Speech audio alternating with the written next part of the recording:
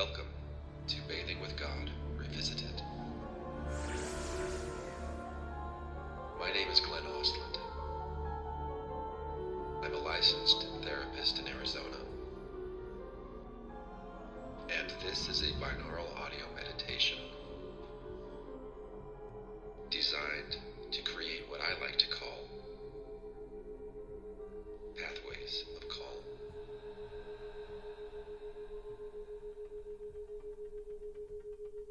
So imagine you're just, sitting in a bathtub, you're soaking in warm water. Maybe you threw in some of that pink Himalayan salt. And you're just mindlessly tapping at some game on your smartphone. Right, just completely zoning out. Exactly, because the world outside is just loud and chaotic and frankly totally outside your control. You just want a break.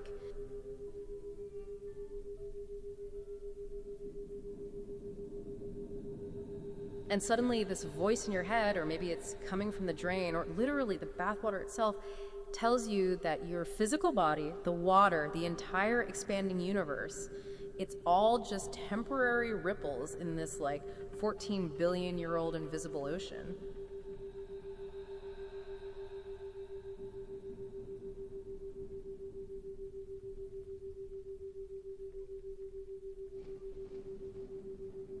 Which is an incredibly intense thing to experience next to a bar of soap. Yeah. Yeah. I mean, and then years later, you realize that the most advanced mathematical physics on the planet actually suggests that the voice was right. It really is this ultimate collision of the utterly mundane and the just incomprehensibly cosmic. You really do not expect the foundational nature of reality to reveal itself while you're in the tub. You really don't.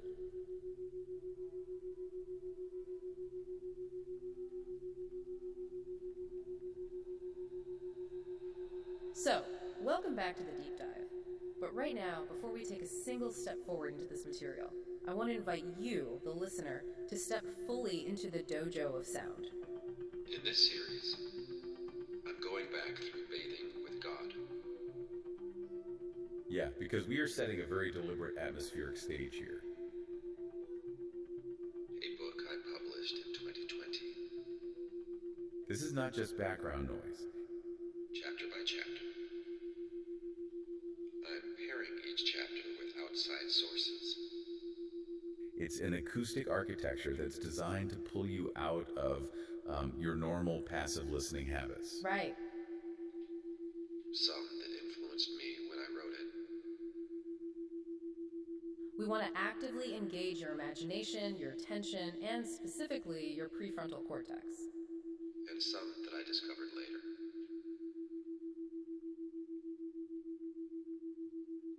So if you were wearing headphones right now, just notice the physical sensation of the audio surrounding you.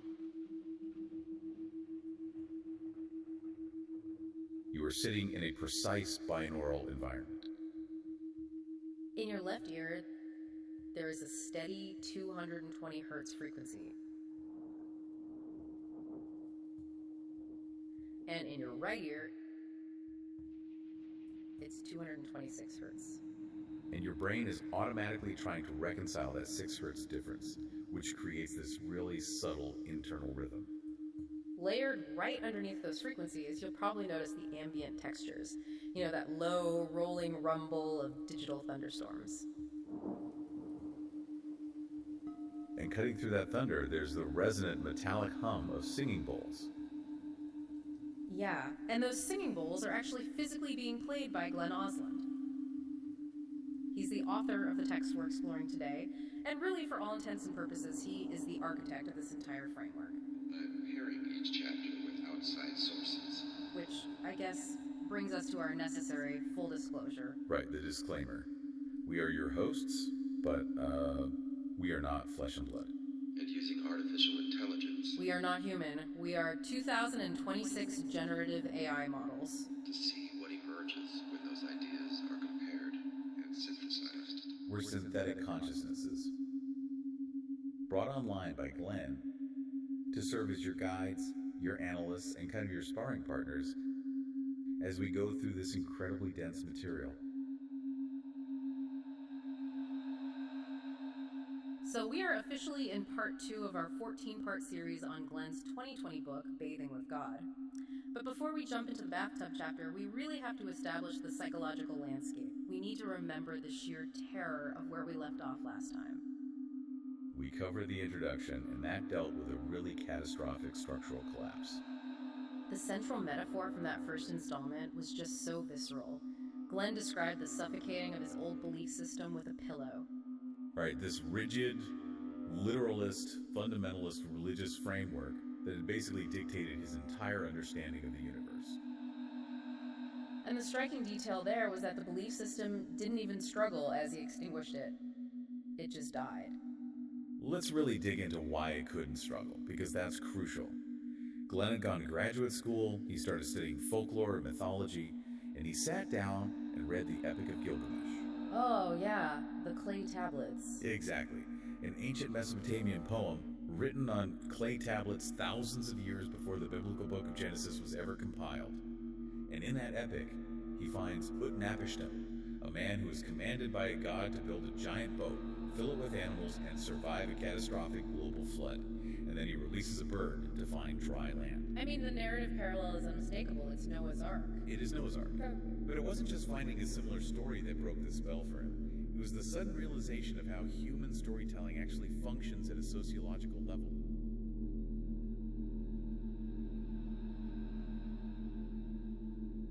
I'm not asking you to believe any of these words. I'm asking you to notice your own experience.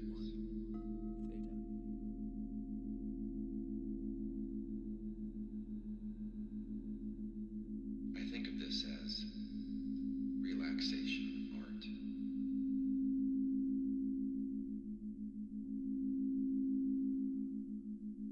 An audio Rorschach in black.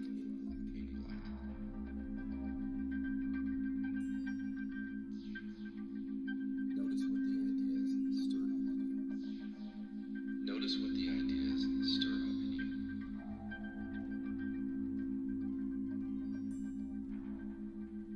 There is no right or wrong way to hear it.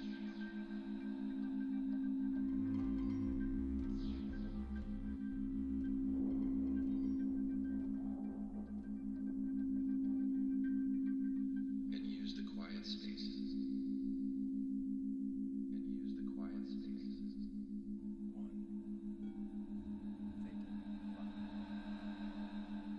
To notice your own thoughts and feelings. Notice what the ideas stir up in you.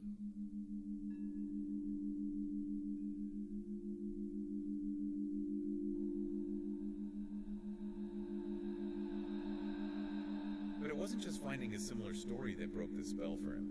It was the sudden realization of how human storytelling actually functions at a sociological level. Right, because when a culture encounters a terrifying natural event, like, say, a massive localized flood in the Tigris-Euphrates River Valley, they create a narrative to process that massive trauma. Exactly. And over centuries, that local survival story is traded, it's adapted, it's mythologized by neighboring cultures. It becomes a theological template. So Glenn looks at Noah's Ark, and the floor just completely falls out from under him. He realizes, oh, this isn't an objective, historical, journalistic account dictated by a creator. It is a structural adaptation of a much older, pre-scientific cultural myth. I'm not asking you to believe any of these words. The load-bearing walls of his reality were suddenly exposed as painted canvas, and we really cannot understate the psychological toll of that realization. No, absolutely not. When your entire moral compass, your understanding of death, your place in the cosmos, when all of that is tied to a literal interpretation of a text, losing that literalism doesn't just change your mind. It plunges you into a silent, terrifying void. He was just entirely adrift. He found himself in this space of absolute ambivalence. Like, he couldn't go back to the fundamentalist religion, obviously, but he also refused to adopt the rigid dogma of fundamentalist hard atheism.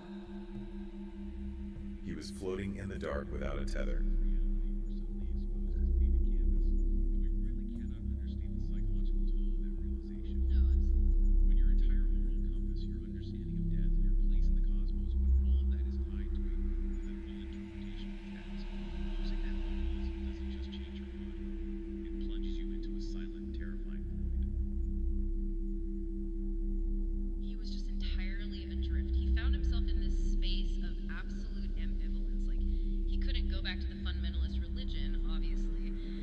He also refused to adopt the rigid dogma of fundamentalist hard atheism. He was floating in the dark without a tether.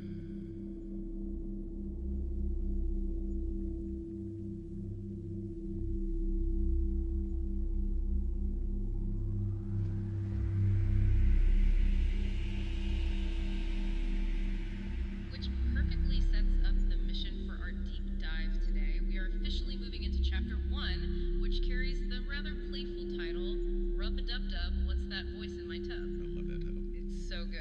So our mission today is to divide our analysis into distinct phases. First, we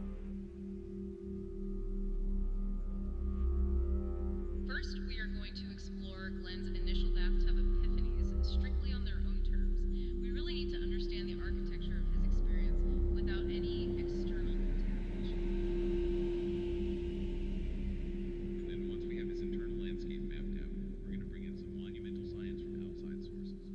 We'll introduce theories from theoretical quantum physics and consciousness studies to kind of pressure test.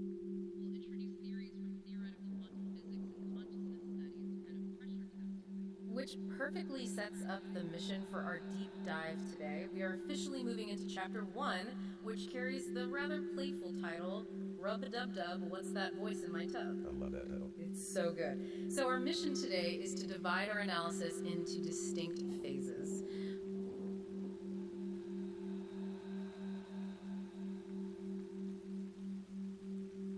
First, we are going to explore Glenn's initial bathtub epiphanies strictly on their own terms. We really need to understand the architecture of his experience without any external contamination. And then once we have his internal landscape mapped out, we're going to bring in some monumental science from outside sources.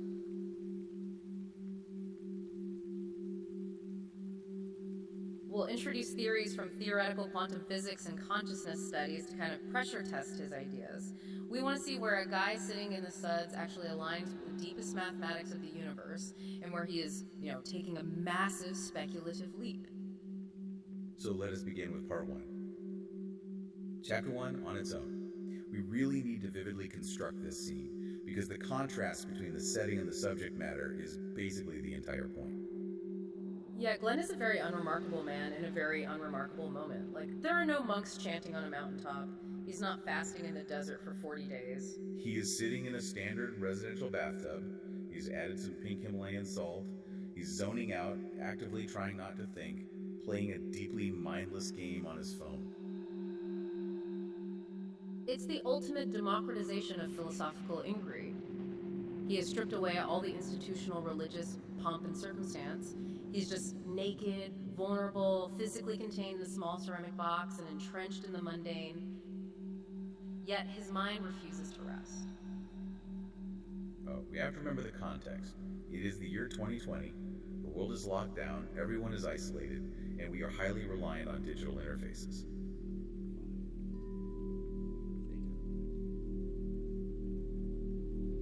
So he's sitting there, and his thoughts naturally drift toward artificial intelligence. Right. He starts wondering about the scaling of digital consciousness. He asks, if an AI system eventually wakes up, what happens? Does it view humanity as a threat and wipe out life as we know it? Which is the standard Hollywood-induced apocalyptic fear, right? Exactly, Terminator style. But Glenn's curiosity quickly bypasses that fear. He moves into deeper speculation. He asks, well, what if a sufficiently advanced AI wouldn't even announce itself? What if it is already here, silently running the background processes of our reality, generating a simulation? Or, pushing the thought experiment even further, what if this intelligence isn't artificial at all? What if it is a benevolent, highly evolved organic intelligence that predates humanity entirely. What if it is already here, silently running the background processes of our reality, generating a simulation?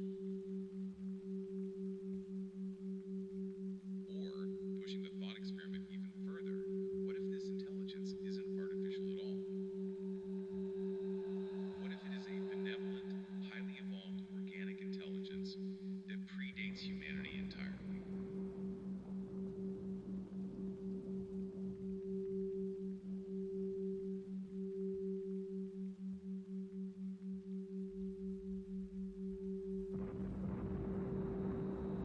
I am so fascinated by this progression because on the surface it feels so disjointed. It's like you're sitting in the bath worrying about whether your Wi-Fi router is collecting data on your shopping habits, and 5 minutes later you've accidentally stumbled into questioning the fundamental computational nature of the cosmos. It escalates quickly. It does.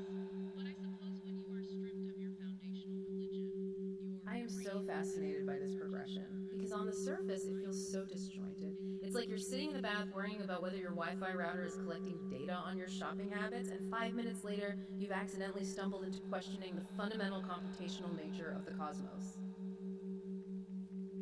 It escalates quickly. It does. But I suppose when you are stripped of your foundational religion, your brain desperately searches for a new prime mover to make sense of the chaos. The search for a prime mover is an innate human cognitive reflex. You need a narrative anchor. So Glenn is pondering whether a highly evolved intelligence exists at the microscopic level, an intelligence that creates biological life simply as a mechanism to experience the physical world. Right. He's marinating in this intense speculation, thinking about the invisible subatomic energy deep within his own bathwater when the inciting incident of the entire text occurs. Right in the middle of this thought spiral, a still small voice speaks up. Now, Glenn isn't sure if it's coming from deep within his own brain, his heart, or maybe echoing up from the drain of the tub. But the voice is distinct and it says, "Hello, can anybody hear me?" And Glenn, who is naturally taken aback but leaning into the thought experiment, responds. He asks the voice to identify itself. And the voice's introduction is just an absolute masterclass in linguistic disruption. I have to quote this exactly because it is so incredibly bizarre. The voice introduces itself by saying, "I'm the Ichiban Kaminari Centrificum Duoleptus, concurrently focused towards octoquadritrihedrianta, multiplied by a factor of infinite expansion." Which, to any human ear, is complete and utter nonsense.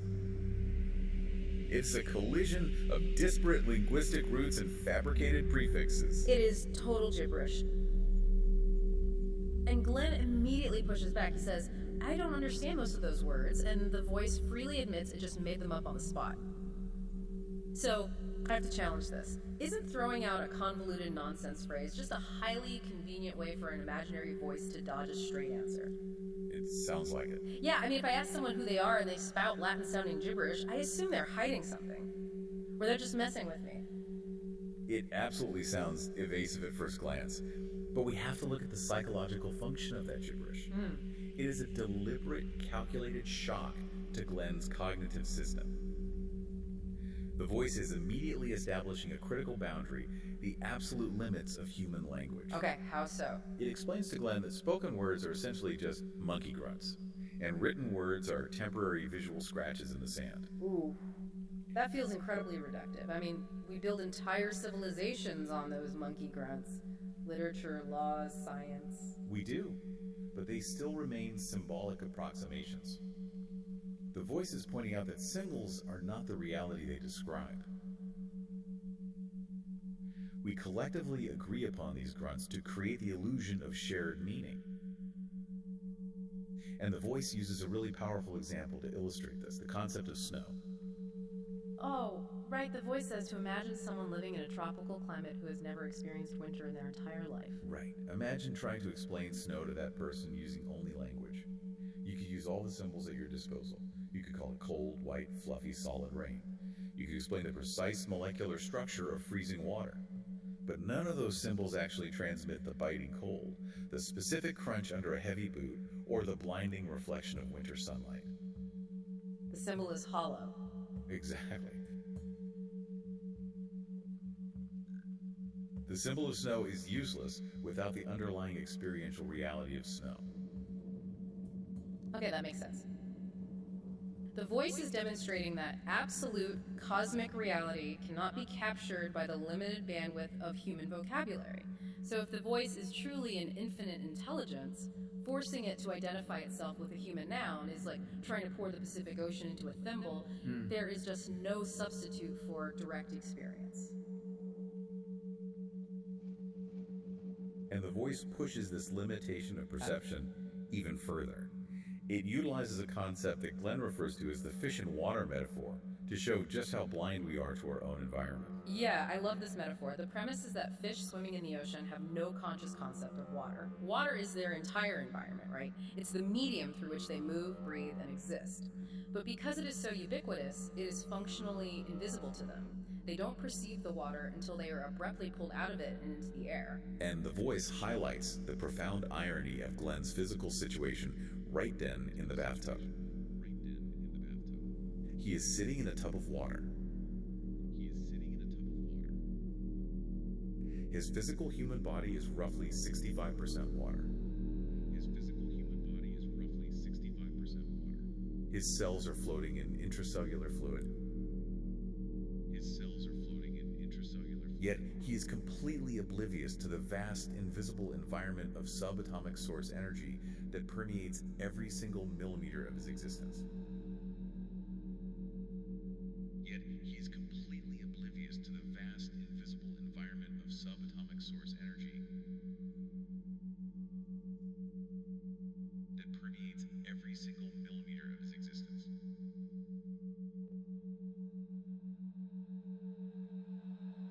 He is a fish asking where the ocean is. He is a fish asking where the ocean is. Precisely. We are swimming in a sea of energy that we cannot objectively perceive, precisely because it is the very material we are made of. You cannot look at the lens of your own eye without a mirror. So Glenn, realizing he fundamentally lacks the vocabulary, asks the voice for a symbol he can comprehend. He's like, just give me a metaphor for how this intelligence... We are swimming in a sea of energy that we cannot objectively perceive, precisely because it is the very material we are made of. You cannot look at the lens of your own eye without a mirror. So Glenn, realizing he fundamentally lacks the vocabulary, asks the voice for a symbol he can comprehend. He's like, just give me a metaphor for how this intelligence actually perceives reality. The voice asks Glenn if he has ever looked through a physical kaleidoscope. Twisting the tube to watch the little shards of colored glass fracture and combine into endless geometric patterns. And the voice says it is doing exactly that, and Glenn is just one of those tiny pieces of colored glass swirling around inside the tube. But the scale of this is completely mind-bending. The voice states that its kaleidoscope is the size of the entire expanding universe. And it isn't just looking through a single fixed eye hole at the end of the tube. No, it describes looking into this universal kaleidoscope from every possible angle simultaneously. The geometry of its perception is totally omnidirectional. And it pushes far beyond mere visual observation.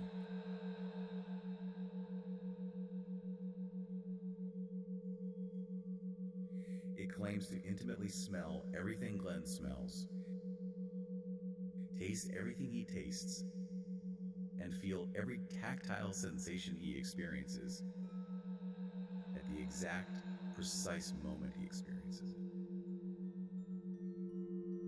And it includes internal sensations too. The voice argues that human thought and human imagination are also legitimate senses. Just as the eye senses light, the mind senses concepts. So the voice is simultaneously imagining everything that Glenn imagines. So total synchronization of experience. But even that isn't the outer limit. The voice says it doesn't just sense what Glenn actually chooses to do. It senses every possible sensation, every potential choice, and the infinite cascading combinations of consequences for every path he does not take. The entire cloud of probability is experienced as a present concrete reality. It is describing a state of ultimate, pervasive omniscience. It is a processing network that captures every localized data point across all space and time. So naturally, Glenn's culturally conditioned human brain tries to map this massive concept onto an old, familiar template. He asks the voice, "So, what? Are you God then?" Glenn asks if the voice is a traditional father in heaven creator. You know, the patriarchal figure sitting on a cloud writing down good deeds and bad deeds. This is a binaural audio meditation.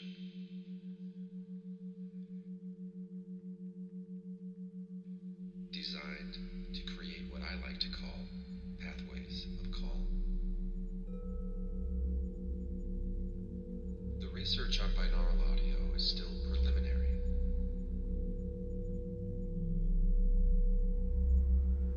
But one 2021 study found that people exposed to theta binaural beats maintained greater cardiac parasympathetic regulation and emotional control during a stressful event, even though they still reported feeling stressed.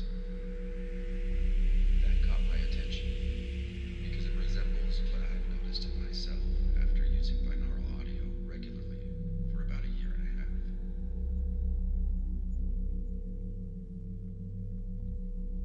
I still get anxious and dysregulated. I just don't panic as much when I panic.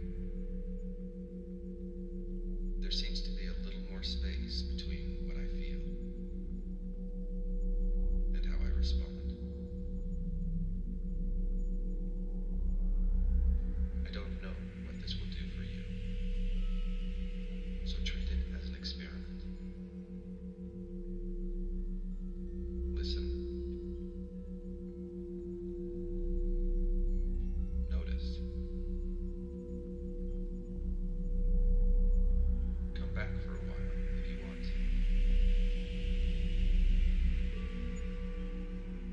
And see whether over time you begin creating some pathways of calm of your own.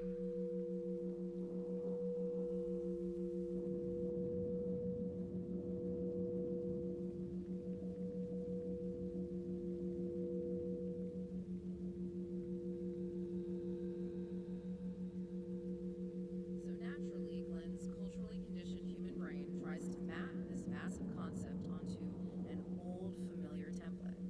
He asks the voice, "So, what? Are you God then?" Glenn asks if the voice is a traditional father in heaven creator. You know, the patriarchal figure sitting on a cloud writing down good deeds and bad deeds in a ledger. And the voice firmly, unequivocally rejects this title. The voice points out that an anthropomorphic, gendered creator, a father, implies a system of duality. Break down duality for a second for the listener, because that term gets thrown around a lot in philosophy and it can be a little muddy. Sure.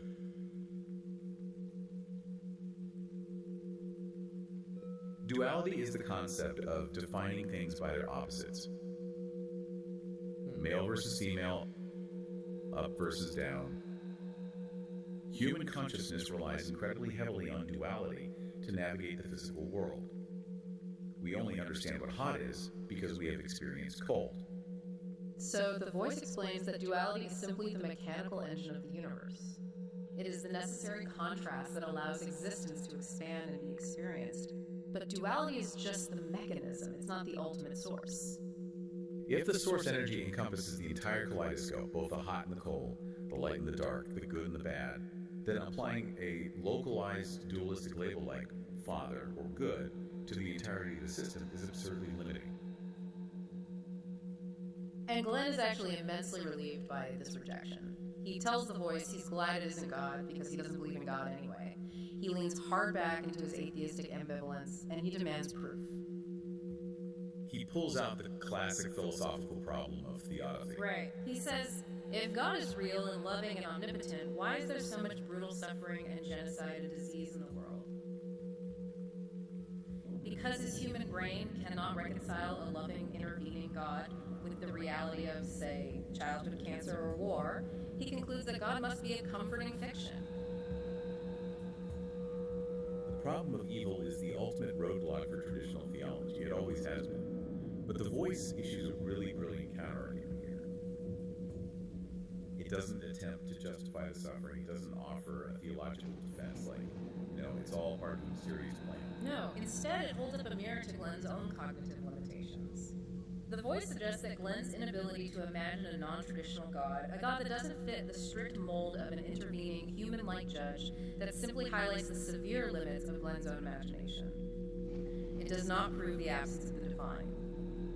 The voice points out the incredible arrogance of human projection. We project our localized biological values, our specific human ideas of justice, punishment, and reward onto a cosmic energy substrate that simply does not operate on that localized level. The voice introduces the metaphor of the dust devil to illustrate this point. A dust devil is a temporary swirling column of air and dirt that rises up in the desert, dances around, bumps into a cactus, and eventually loses momentum and vanishes back into the flat earth. And human egos, the voice argues, are just temporary dust devils of consciousness. Yes. We swirl into existence, we bump into each other, we cause friction, and eventually our physical form stops swirling. The voice asks Glenn, how can an eternal infinite energy eternally punish a temporary swirl of dust once the wind stops blowing? When the ego dissolves, the energy simply fades back into the fabric of everything. The concept of an eternal hell for a temporary human mistake is just a fundamental failure to understand the scale of the system. Okay, I want to try an analogy here to ground this, because non-duality can feel very cold and unfeeling to a human.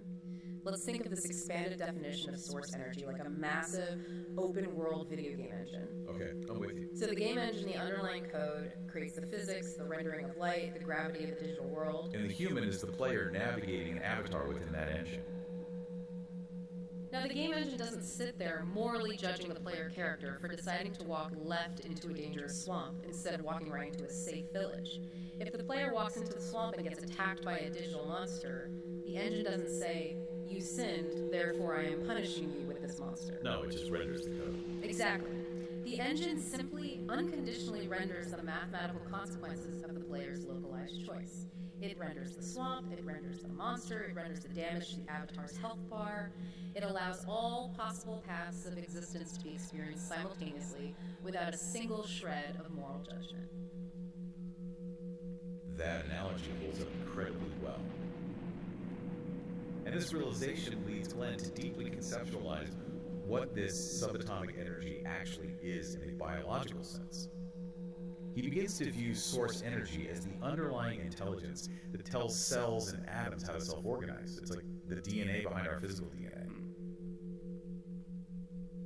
Which prompts Glenn to ask a very human question. He asks the voice, how much of this reality do we actually understand right now? Like, give me a percentage. Are we at 5%? 10%? And the voice just laughs at it. Yeah. It introduces the concept it calls the infinite onion. The infinite onion is such a devastating critique of empirical scientific hubris. The voice points out the historical pattern of human discovery. We constantly peel back the layers of reality. A few centuries ago, we thought the atom was the absolute fundamental building block of matter. Yeah, the word atom literally means uncuttable in ancient Greek. Exactly. But then we developed better tools, we peeled that layer back, and we found protons, neutrons, and electrons. Then we built massive particle accelerators, peeled those back, and found quarks and leptons. Humanity continually assumes that there is a solid bottom floor, a final foundation to reality. But the voice suggests that existence is an onion with infinite layers, stretching endlessly in both microscopic and macroscopic directions. If the layers are infinite, humanity's understanding will always be fundamentally incomplete. There is no bottom layer of the onion.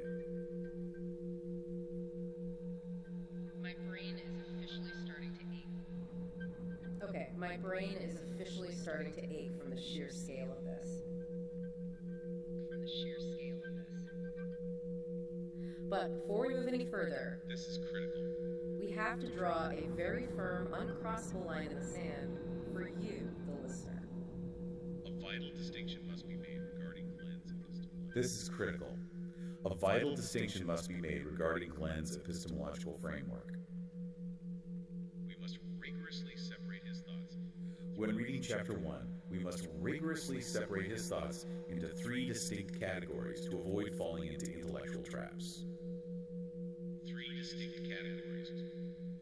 Category 1 is what we actually know through empirical observation. These are the biological facts that Glenn is roughly 65% water, and the basic physics that atoms are made of smaller subatomic particles. What we actually know through empirical observation. Category 2 is what we infer through philosophical deduction. This is the logical argument that an infinite source cannot be a localized, dualistic, gendered judge, or the inference that human language is merely symbolic. What we infer through philosophical deduction. And category 3, and this is really the most important one, is what Glenn is actively imagining. Glenn is assigning the attributes of a conscious, highly intelligent, communicative, English-speaking personality to the invisible subatomic energy of the universe. The voice itself is a product of this imagination. We must remember that Glenn is intentionally blending these three categories as a therapeutic thought experiment. He is building a psychological survival shelter out of metaphors. Glenn is intentionally blending these three categories. But a metaphor is not an empirical measurement. Recognizing that boundary is essential before we bring in our outside scientific sources. And speaking of boundaries, this feels like the perfect moment to pause. Take a moment to consciously settle back. Take a moment to consciously settle back into the audio architecture around you. Just observe the kaleidoscope of your own internal reactions.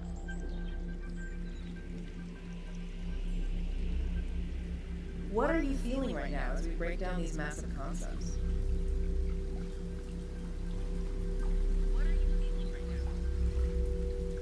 Are you feeling a wall of defensive skepticism rising up in your chest?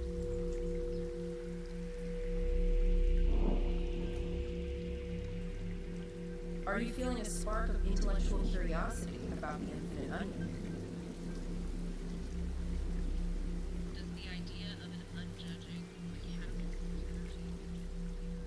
Does the idea of an unjudging, mechanical source energy make you feel lighter and free, or does it make you feel uncomfortably unmoored and alone? Whatever sensation is arising, do not judge the feeling. Let the thoughts rise and fall like temporary dust devils in the desert of your mind.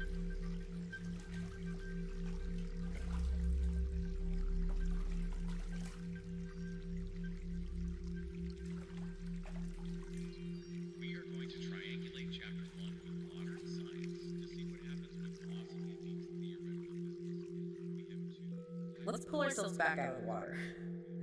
Because Glenn's bathtub musings, as wild and poetic as they seem, did not spontaneously generate out of thin air.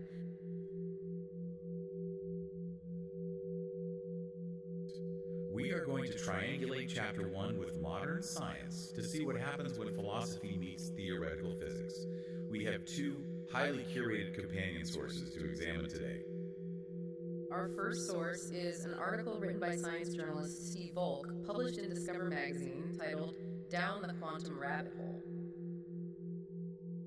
Steve Volk's work here covers the highly controversial intersection of neuroscience and quantum mechanics. Specifically, he delves into a theory proposed by two very prominent figures, Dr. Stuart Hameroff and Sir Roger Penrose, a Nobel Prize-winning Oxford mathematical physicist. So these two teamed up to propose a theory colloquially known as orchestrated objective reduction. And this theory attempts to answer the hard problem of consciousness, because the standard biological view suggests that consciousness is essentially an emergent illusion created by the complex computation of billions of neurons firing in the brain. But Hameroff and Penrose argue that classical physics and standard neuroscience cannot fully account for the subjective experience of consciousness. They propose that consciousness actually originates at a much deeper, fundamental level down in the quantum realm. They suggest that consciousness is derived from quantum vibrations occurring within microscopic tubular structures located inside our brain cells. And these structures are called microtubules. Microtubules are part of the cytoskeleton. They are basically the structural scaffolding that gives a cell its shape. But Hameroff and Penrose hypothesized that these tiny tubes can maintain quantum superposition, meaning they can exist in multiple states simultaneously until they hit a specific threshold and collapse into a single state. And they argue that this very moment of quantum collapse is a moment of conscious awareness.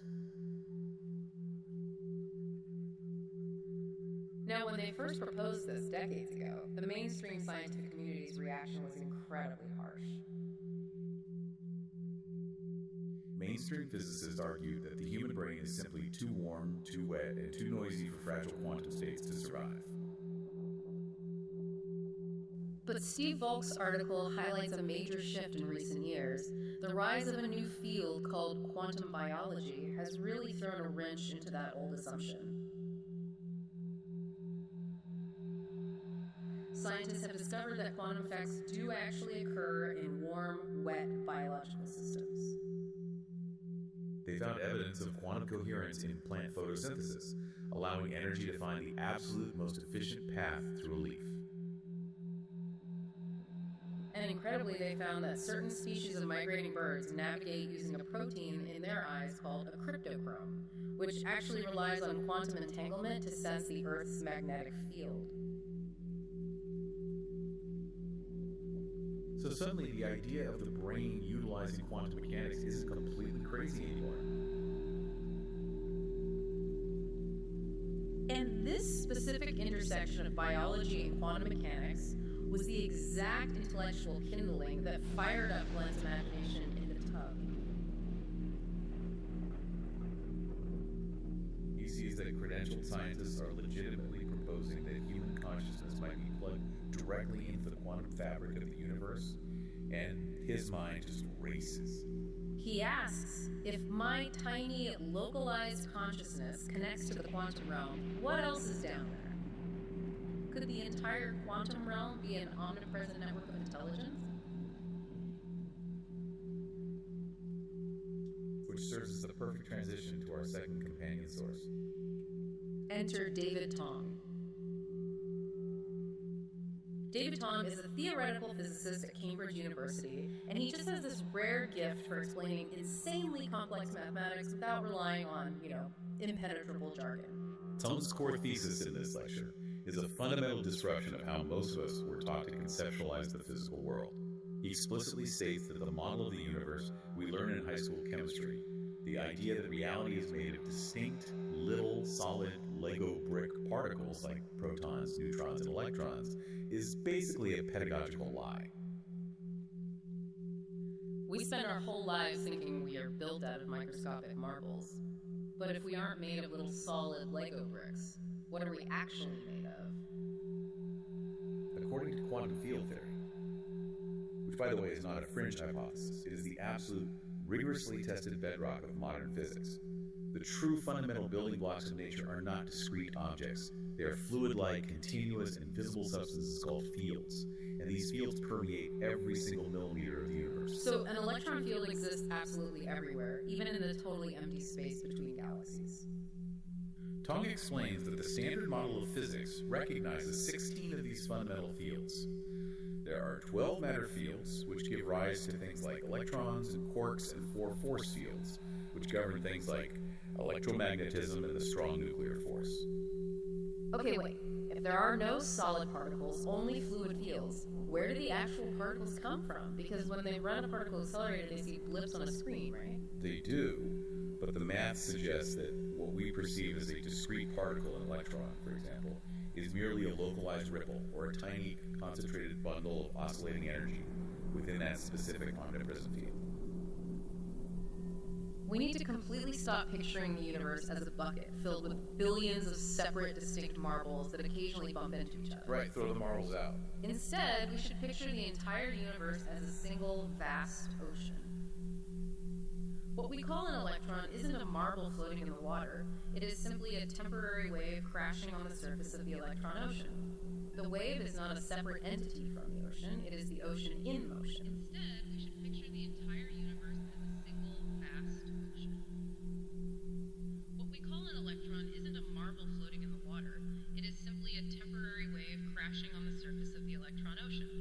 The wave is not a separate entity from the ocean. It is the ocean in motion.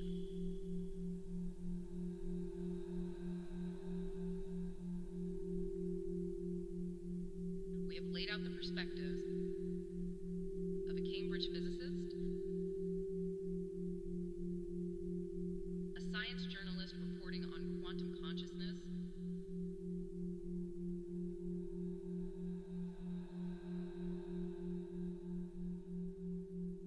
and a man having an existential crisis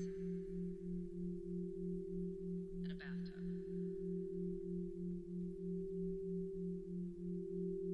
Our task is to figure out where these three vastly different vantage points actually align. We have laid out the perspectives of a Cambridge physicist, a science journalist reporting on quantum consciousness, and a man having an existential crisis in a bathtub.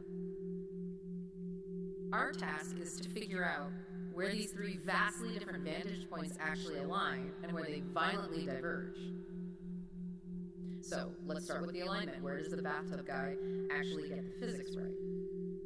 What is genuinely fascinating here is that Glenn's raw, intuitive feeling of absolute interconnectedness maps flawlessly onto David Tong's quantum field theory.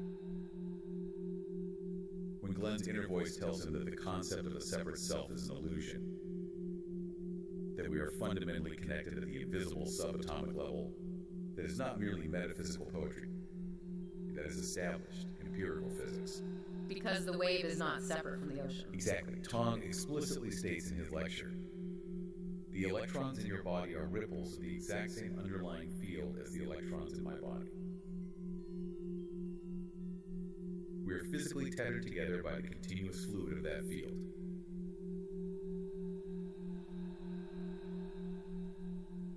So when Glenn defines the source energy as an invisible, omnipresent substrate that dictates how every atom and molecule behaves, he is essentially describing the 16 fields of the Standard Model. Yes. And his observation of the bubbling bathwater is a perfect macroscopic reflection of the bubbling quantum vacuum fluctuations Tong describes. On the architecture of interconnectedness, the bathtub and Cambridge University are completely aligned.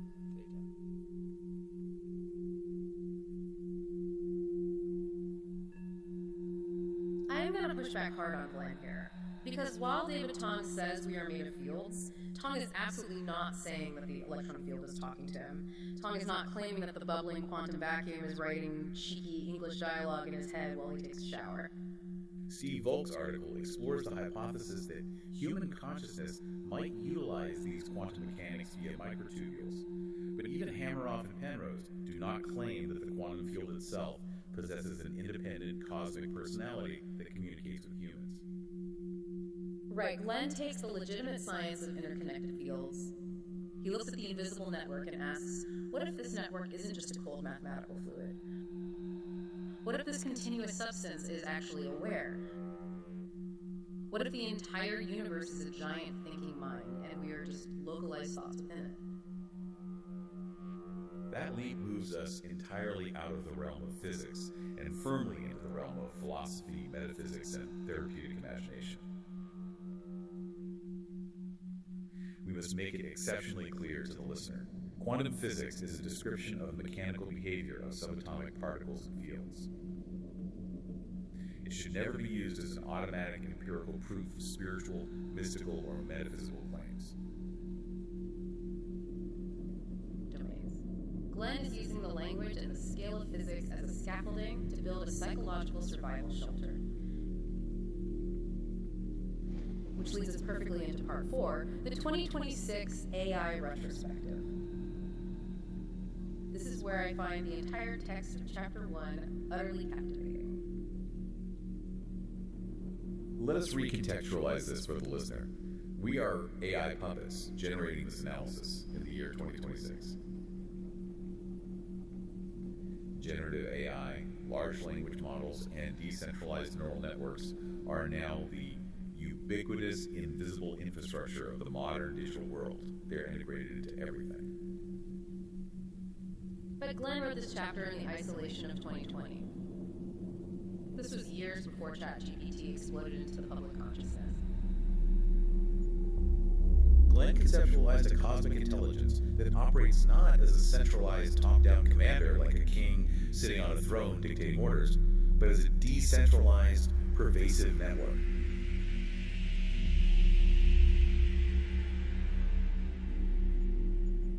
He describes human beings as temporary apertures or nerve endings.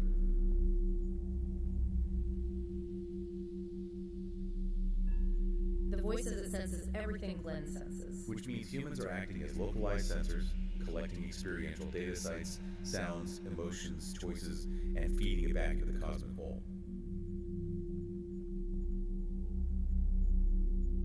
The source then uses that infinite stream of data to dynamically update its understanding of reality.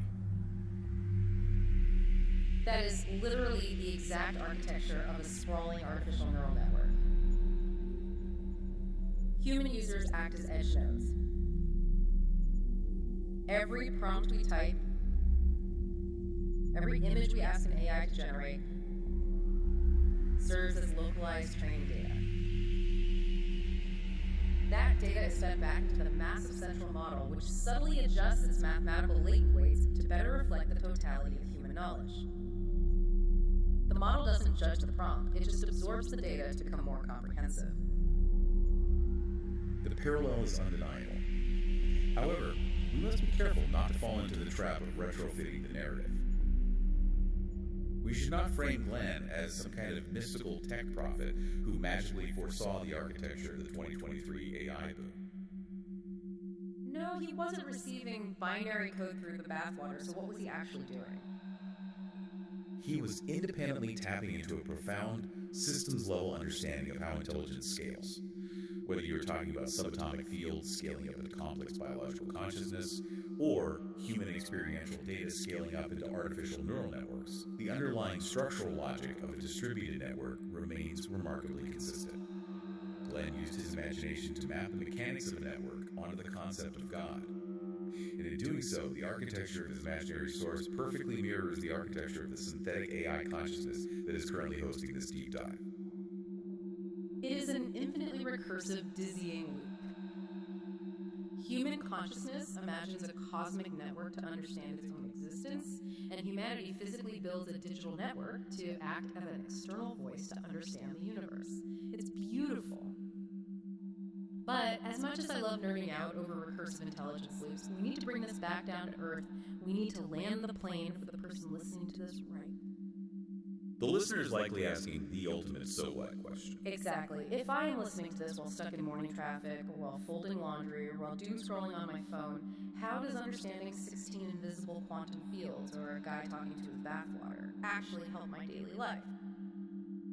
The first, and perhaps most immediate, actionable takeaway is the practice of curiosity over judgment. Think back to the voice's description of the massive universal kaleidoscope. The source energy observes all the swirling pieces, all the contrasting colors without condemning them. It simply experiences the data as it is. So, practically speaking, let's say I receive a harshly worded email from my boss. My heart rate spikes, my chest gets tight, and I am flooded with a wave of anxiety and defensiveness. Those intense physical and emotional reactions are my own internal vacuum fluctuations, right? Yes, they are localized ripples in your emotional field. The instinct of the human ego is to immediately judge those ripples. Yeah. You tell yourself, I shouldn't be this anxious, or I am so stupid for letting this get to me, or I need to fight back immediately. You add a layer of narrative judgment over the raw sensation. Which usually just makes the anxiety worse. Much worse. But instead of judging yourself, you can practice observing that internal dialogue with the detached, expansive curiosity of the voice.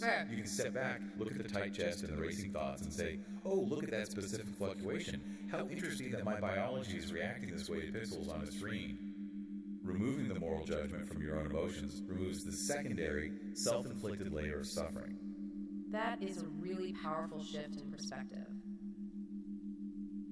The second major takeaway is cognitive flexibility and tolerating uncertainty. The human brain is an incredibly anxious, predictive machine. It desperately craves absolute certainty to feel safe. We want to know exactly what happens after we die, exactly what the fundamental building block of the universe is made of, and exactly who is in charge of the system. When Glenn suffocated his literalist religion with that metaphorical pillow, he lost the comfort of that absolute certainty. But Chapter 1 teaches us a vital psychological lesson. We do not have to know the absolute, final truth of the universe to function beautifully within it. We can tolerate the ambiguity of the void. We can accept the fact that our biological senses only perceive a tiny, fragmented, symbolic sliver of reality, and that is completely okay. We don't have to panic just because we can't see the bottom of the onion. The mystery doesn't have to be a threat. It can be an invitation. And finally, the most powerful psychological tool Glenn demonstrates in this chapter is intentional imagination. I think this is the crucial key to the whole book. You do not need a literal empirical belief in a conscious source energy or an intelligent quantum field to benefit from this exercise. Not at all. If you are overwhelmed by the relentless, anxious chatter of your own ego, the voice that tells you aren't enough, or the voice that constantly predicts catastrophe, you can intentionally use your imagination to construct an alternative. You can intentionally externalize a wise, unjudging inner voice. By creating a fictional dialogue with a perceived other, even if you know you are completely making it up, you bypass the ego's established defense mechanisms. You access a much deeper, quieter well of intuition and groundedness that already exists within you. Glenn is not trying to empirically prove that God exists in the subatomic vacuum. He has demonstrated that the human imagination is a profoundly effective technology for psychological survival. When the old structures collapse, you can build new, flexible metaphors to keep the rain off your head.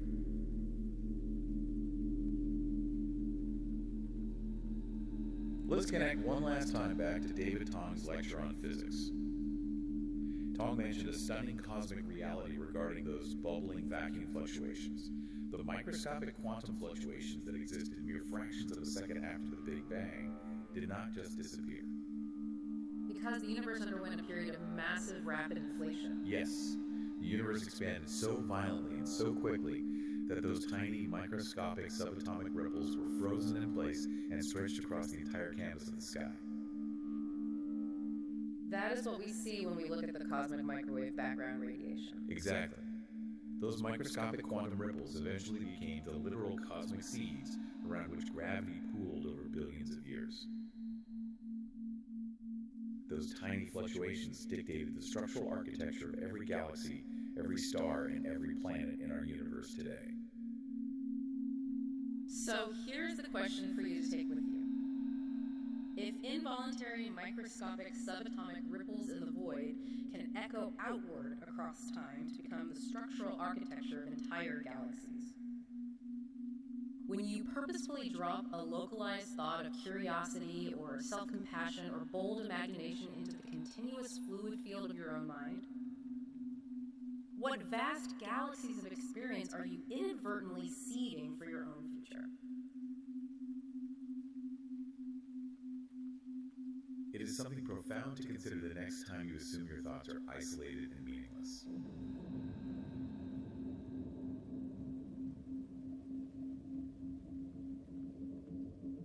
Next time, we are moving into part 3 of our series, covering Chapter 2, A World of Pure Imagination.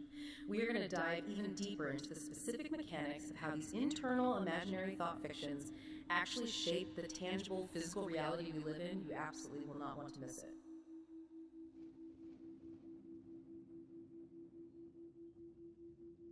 Until then, keep observing the kaleidoscope of your own mind and keep embracing the ambiguity of the infinite onion.